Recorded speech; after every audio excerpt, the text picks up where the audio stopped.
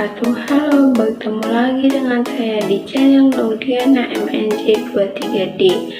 Pada pertemuan kelima ini, saya akan membahas tentang materi pajak dan subsidi terhadap keseimbangan pasar. Sebelum ke materi, kita harus tahu dulu nih apa itu pajak dan subsidi. Jadi, pajak dan subsidi adalah instrumen kebijakan ekonomi yang dapat digunakan untuk mempengaruhi keseimbangan pasar dalam ekonomi. Mereka digunakan untuk mengubah harga dan kuantitas barang dan jasa yang diperdagangkan di pasar. Berikut adalah cara pajak dan subsidi dapat mempengaruhi keseimbangan pasar. Yang pertama, pajak. Nah, pajak adalah pungutan yang dikenakan oleh pemerintah pada produsen atau konsumen ketika mereka kembali atau menjual barang atau jasa. Pajak ini menyebabkan biaya transaksi meningkat. Nah, ketika pemerintah menerapkan pajak pada produsen, biaya produksi mereka meningkat dan mereka mungkin akan menaikkan harga barang atau mengurangi kuantitas yang mereka tawarkan. Hal ini dapat menyebabkan harga meningkat dan kuantitas yang diperdagangkan berkurang.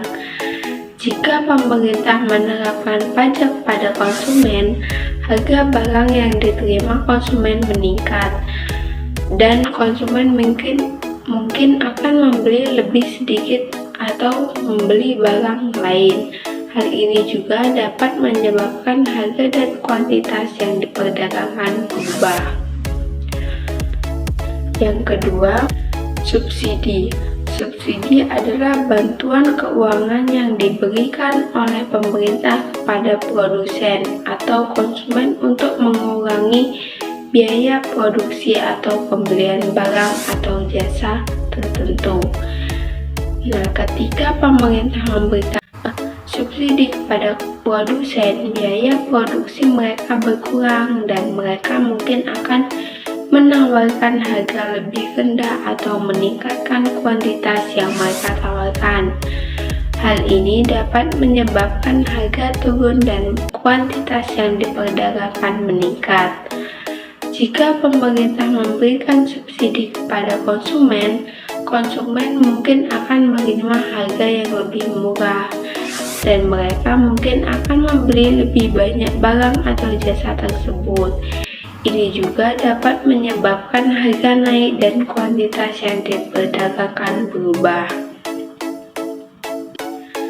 Yang ketiga, jenis-jenis pajak dan subsidi yang diterapkan dapat memiliki dampak yang berbeda pada keseimbangan pasar.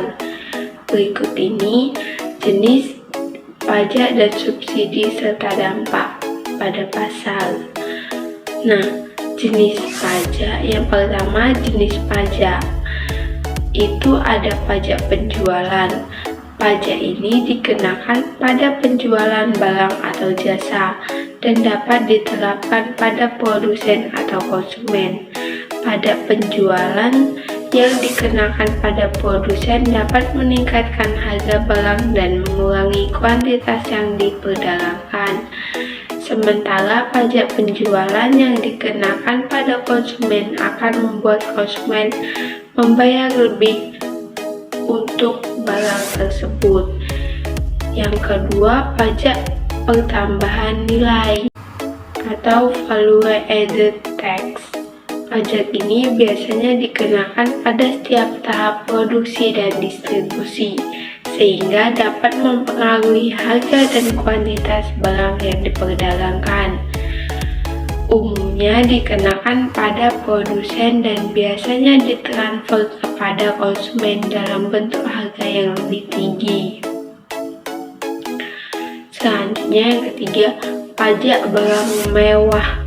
Pajak ini dikenakan pada barang-barang mewah yang dianggap mewah dan non-esensial seperti perhiasan atau kendaraan mewah. Pajak ini dapat mengurangi konsumen barang-barang mewah dan mendorong konsumen beralih ke barang-barang lain. Yang kedua, jenis subsidi. Itu ada subsidi pertanian. Subsidi ini diberikan kepada produsen pertanian untuk meningkatkan produksi dan memastikan pasokan pangan yang stabil. Hal ini dapat mempengaruhi harga dan kuantitas makanan di pasar. Terus, subsidi energi. Subsidi ini sering diberikan pada bahan bakar seperti bensin atau listrik, yang dapat mengurangi biaya produksi dan pengeluaran konsumen. Hal ini dapat mempengaruhi harga energi dan kuantitas konsumen energi. Selanjutnya, subsidi pendidikan. Subsidi ini dapat diberikan kepada individu atau institusi pendidikan untuk meningkatkan akses pendidikan. Pajak ini dapat mempengaruhi harga pendidikan dan kuantitas individu yang menerima pendidikan. Selanjutnya, pajak dan subsidi dapat memengaruhi pasar dengan cara mengubah harga dan kuantitas. Pengaruhnya tergantung pada besaran pajak atau subsidi, elastisitas permintaan dan penawaran, serta kondisi pasar. Pemahaman ini adalah kunci dalam merancang kebijakan ekonomi yang efektif.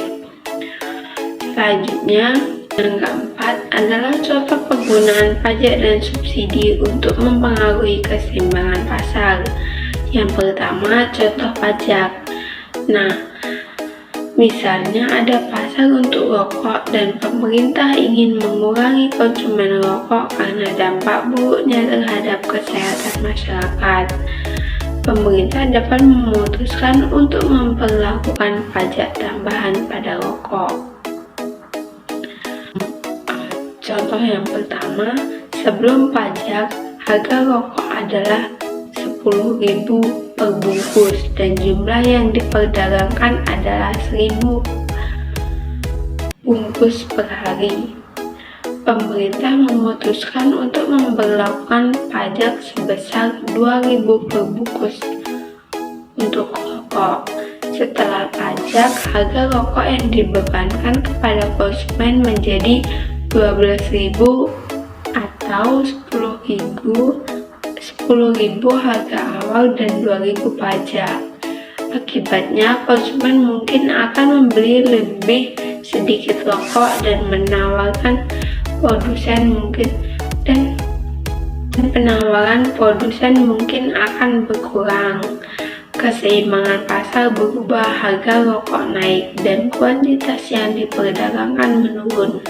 Hal ini dapat mengurangi konsumsi rokok. Yang kedua, contoh subsidi. Nah, bayangkan ada pasar susu lokal dan pemerintah ingin mendukung produsen susu lokal. Pemerintah dapat memberikan subsidi kepada peternak susu.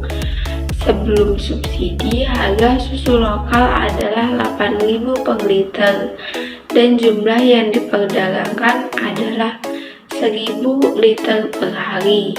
Pemerintah memberikan subsidi sebesar 2.000 per liter susu lokal kepada peternak. Setelah subsidi, harga susu lokal yang harus dibayar konsumen tetap 8.000, tetapi peternak menerima tambahan 2.000 per liter sebagai subsidi dari pemerintah. Akibatnya, peternak mungkin akan meningkatkan produksi susu lokal. Keseimbangan pasar berubah, harga susu lokal tetap, tetapi kuantitas yang diperdagangkan meningkat. Hal ini dapat mendukung produsen susu lokal.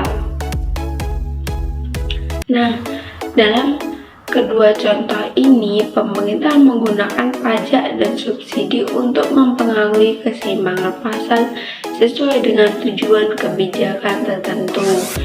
Mengurangi konsumsi rokok dalam kasus pajak dan mendukung produsen susu lokal dalam kasus subsidi.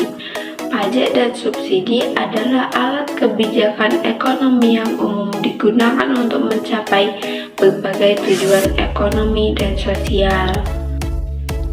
Nah, yang terakhir, kesimpulan. Penggunaan pajak dan subsidi adalah instrumen penting dalam ekonomi untuk mencapai tujuan, kebijakan tertentu, dan mengoreksi ketidaksempurnaan pasar. Keseluruhan pengetahuan tentang bagaimana pajak dan subsidi memengaruhi pasar merupakan aspek penting dalam ilmu ekonomi dan perumusan kebijakan ekonomi. Baik, cukup sampai di sini saja presentasi yang dapat saya sampaikan.